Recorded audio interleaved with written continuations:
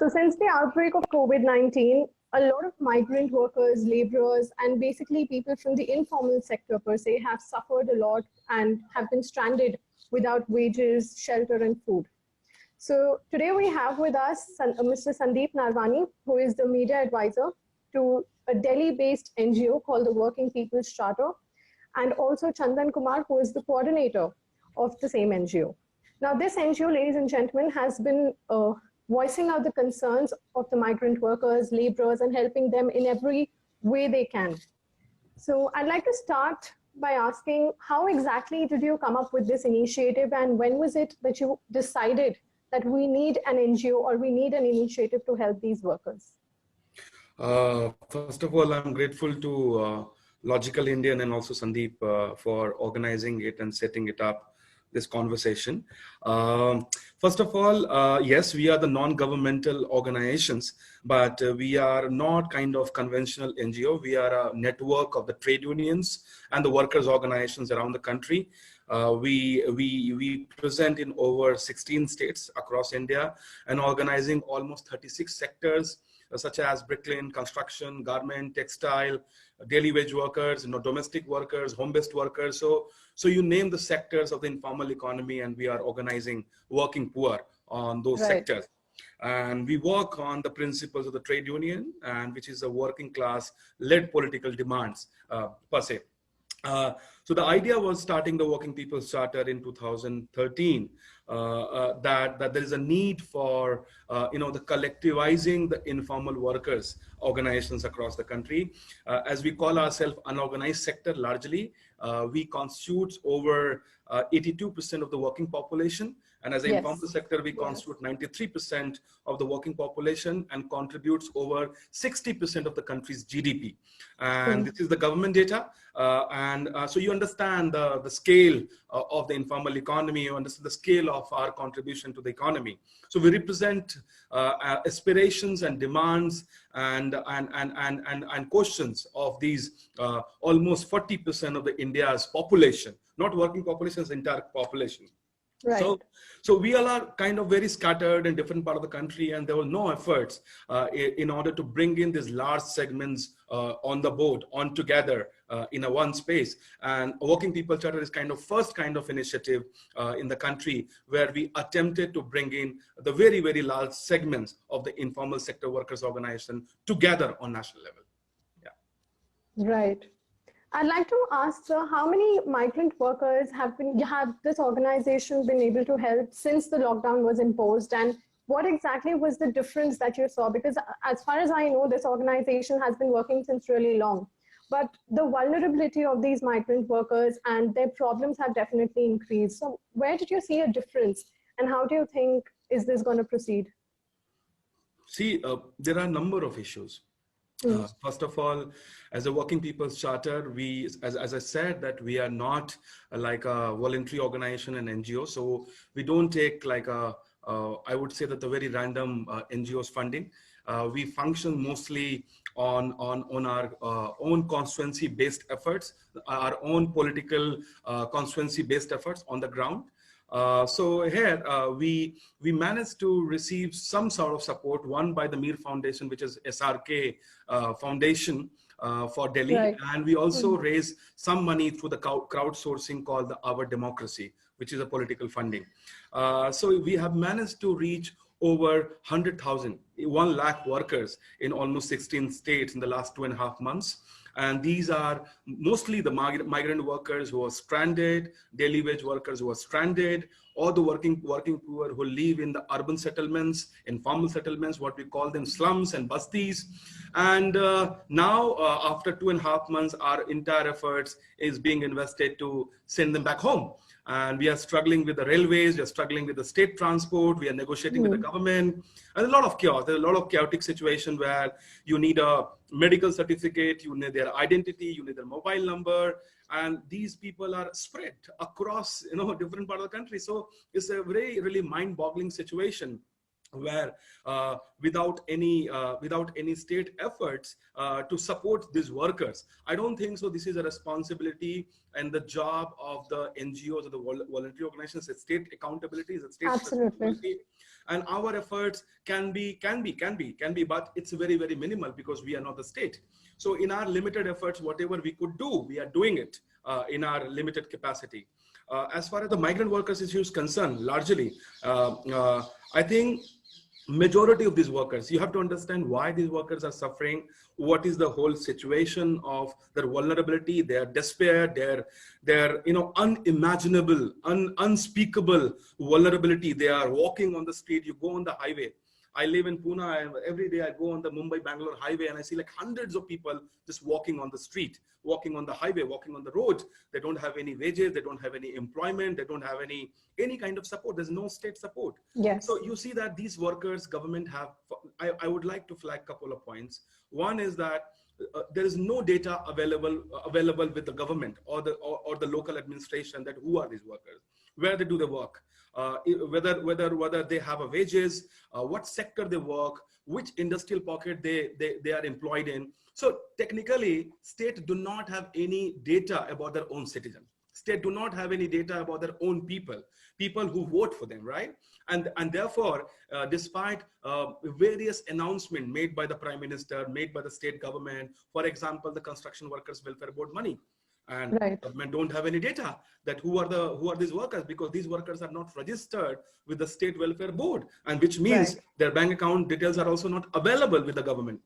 So even though government has a money, which is like almost like a 9,000 crores in Maharashtra itself, and if you talk about across the country, almost 40,000 crores rupees, and they are lying, I would say in Hindi, sad rahe hain paise wo sarkar ke account mein, but government cannot disburse that money because government don't have any data, no details about these workers. So this is like kind of just like a one example, and I can go on by one. I can go to Chandan, I can go to Mudra loan, I can go to Narega, I can go on. All the program is all farce, is all bogus, and it's not implementable on the ground, this government effort. So now the situation of the migrant workers has been the center question. I'm happy. I'm also feeling that it's a great opportunity that such crisis has created a kind of noise, not here in India, Yes. across the world, the plight of the informal sector workers.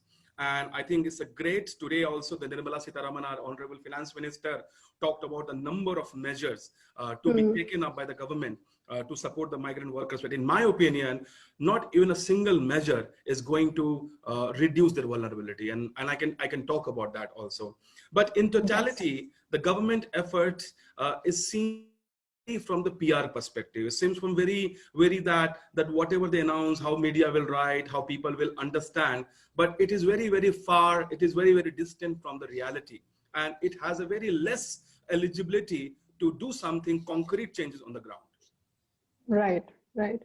Now, talking about the plight of the migrant workers, as you pointed out, Mr. Sundeep, I'd like to ask you, what exactly do you think the government is doing to, protect the workers? Because as far as I can see, even when a single image goes viral or a video goes viral of migrant workers walking back home, carrying their babies, carrying their pregnant wives, the only thing that I've been reading is that the urban India or the privileged people in this country are not really sympathetic about it. They don't really respect the migrant workers. And it's, it took them a pandemic to realize that we do not respect them and we're not doing enough to protect their rights. What exactly do you think is this leading to, and what do you think the government is doing to change this? Yeah. Chandan, do you want to answer that one? No, go ahead, Sandeep. I'll add it later. Okay. So firstly, I feel that the government has been highly inept in handling these crises for a variety of reasons. One is like the lack of data, as Chandan just expressed, is the government's foremost responsibility. The government wants to collect data through the Arogya Setu app about citizens, but doesn't want to collect data about informal workers who are stuck and stranded in the middle of the highway, stranded on borders. So I feel the first problem that that we have to tackle is the lack of data before we start addressing the needs of our workers. Most of them are not in the social security net for this very reason, because there is no data about their identity, about their bank accounts. Secondly, I also feel that this has been a 75-year-old problem ever since we've gained independence. This problem has persisted. That there has been very little recognition of informal economy in our country, and Right. and at this stage, I think that while the nation is trying to rebuild its economy, it has to focus on the 84%, on the 90% of the economy which is in the informal sector.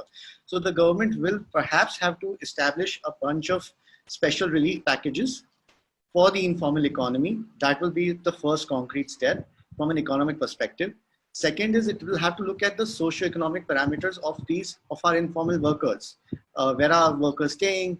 What kind of food are they getting? What kind of healthcare services are they getting while the pandemic is on? Not after the pandemic, but during the very existence of this pandemic in our country. And lastly, before I end, I would want to say that our workers have very little job security. As the economy is tanking, our workers are also losing jobs. So I think there is a very dire need for an urban job guarantee scheme, just like we have one in the rural area. We need one in the urban area as well. I think these three parameters of data, special financial package, and an urban job guarantee scheme will be the beginning, will be the starting of a recovery for the unorganized sector. Absolutely. Mr. Chandan, you'd like to add something to that? Because I remember before we started this conversation, we had this really brief conversation where you mentioned that these migrant workers who've been disrespected will never come back now because they know that we're not there for them at such a crucial time. So what do you think about it? I have been talking to a number of migrant workers every day, and I think as a nation, we have failed them. As a state, we have failed them. And state is, we are elected representative, miserably failed in upholding the constitutional responsibility. Look at the situation. I mean, I really don't know about if the middle class really, get affected by what's happening. A small child, sleeping on the suitcase, which is being kind of pushed by his, I don't know the gender of the child, his or her mother, and the small children are walking on the street, the people are walking on the street, women are giving birth to the children on the street. I mean, what kind of situation we are in right now? Do you really feel, shouldn't we handle the situation in much more effective manner? This is how we disrespected, humiliated our own citizen. I mean, this is how one should be doing to our own citizen. I think is absolutely deplorable. It's a shame for all of us that this is how we treated to our city makers. This is how we treated to the people who are the backbone of the economy, who are the people who build the foundation of the economy. And I am afraid, I mean, I am going to discourage these people, don't come back. Let's do something in the village. The day these people will stop coming, then this urban ignorant elite and the middle class will realize that then what is the role of these workers, domestic workers, construction workers, all kind of workers. And I think, it is a situation where, when you have some problem, and then you always attempt to fix the problem. Let me give you a small historical example. When the World War happened, and then there's a whole effort to basically bring in solidarity, make labor market push labor market in a more harmonized manner, make sure that should not be any industrial unrest, those kind of efforts. And the very famous, the Billiam-Webbridge Commission report, which talks about the social security, which talks about the minimum wages, and those recommendations were basically brought in the table, even though we were under the colonial rule, but these recommendations were adopted to make sure there should be a fundamental workers' right. And EPFO, ESIC, all these greatest laws, labor laws in the world, which enacted in India, are still being celebrated, now being dismantled by this new government. The UP and Madhya Pradesh, these are two new examples who are pushing the labor law ordinance. Yes. And if you read this labor law ordinance, there is no right to association, no collective bargaining, no minimum wages. If you die at the factory or the workspace, there is no insurance, there is no guarantee. So one side, you already, behave so badly with these workers, and again you're changing a law and inviting these people to come back to face such a kind of the criminal behavior by the state. I think this is unacceptable. And that's why I have been telling a few minutes ago to a lot of people that these migrant workers should not come back. If they want to come back, they should bargain for their own rights. Okay, we want to Right. come back, but we want this X number of wages. We want good housing. We want the social protection. We want the social security. So I think this is the time has come when economic growth or the economic development. This is a farce. Illusionary economic development should not be built on the bloods and sweats of the working poor. This is the time when the working poor must negotiate. We need a more stronger laws. We need a more stronger policies for these workers. And I think this is the time when we must stand with them shoulder to shoulder. Absolutely. Talking about the dire consequences faced by the workers, I'd like you to throw some light on the efforts being taken by the Working People's Charter, and how exactly have you been trying to bring in a change? Because we've read about your efforts, and we've read how you're feeding so many people who are dying hungry, and providing them employment opportunities, if I'm not wrong. So I just wanted you to throw some light on that. See, our efforts, as I said, it was a state job. It was a state accountability. What we were trying to just build some kind of, because government do not have manpower. Government do not have the enough human resources. So we were sort of, traveling to the industrial pockets, traveling to the slums, making all possible outreach to find out the people who are in despair, people who are in the very, very critical situation, and connecting these information with the state to provide some basic resources on the basic support, like a dry rations or basic essentials and those kind of things. At the same time, we also raised resources, little bit resources, as I said in the beginning, and those resources were also made available to support these workers. So these were kind of immediate response. But these response are not going to provide some kind of sustainable livelihood or sustainable employment. And we therefore have been writing to Nirmala Sitharaman as a COVID-19 Economic Task Force chairperson. We have been writing to the state government chief minister. We are sending a policy recommendation. We are going on the media every day, almost every day, and talking about the plight of migrant workers. So our efforts is not only on the ground to support it, also to raise their issues politically and also in the policy kind of format. So Working People Charter have been doing this work in the last 2.5 months since the lockdown period started. However, I think look at the size of this constituency.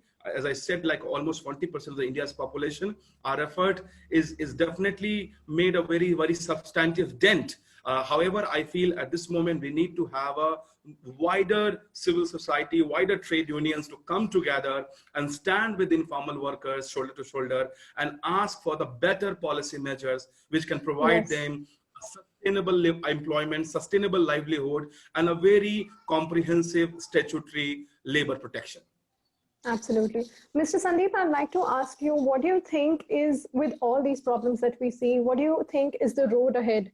And since we know that the damage is already done and the workers are suffering and they have been suffering for months now, what do you think can help them get out of this and, fix the damage to a small extent or even a larger extent? Yeah, you're quite right. The damage has been done, and the brunt has been borne by the unorganized sector. Yes. The first step, I think, is that we should let the workers go back home. We should let them travel back home. This has been largely delayed. I think it should have happened a month back, or maybe even before the lockdown was announced. After that, we'll have to start focusing on building local economies. Like most people have been saying, most economists have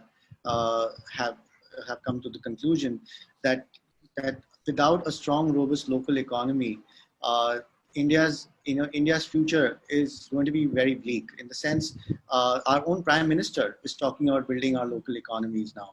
So I think the focus has to now go back to states, and the center has to perhaps give more special packages to build local economies to create employment, employment for workers who are perhaps semi-skilled or unskilled.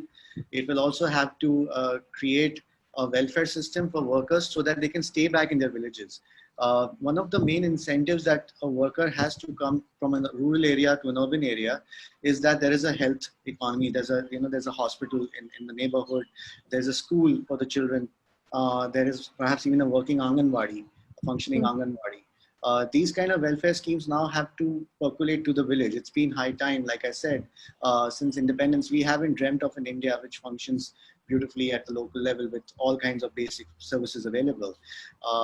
Lastly, I also feel that skills education is something that we've ignored for many years. It's again a very urban centric model that we have for disseminating skills knowledge. So we need to do skill building at the village level. And once we probably come to a point where there is enough employment at the local level in villages, migration itself will be reduced considerably. And I think it will pave the way for a better urbanization model for the country. Absolutely.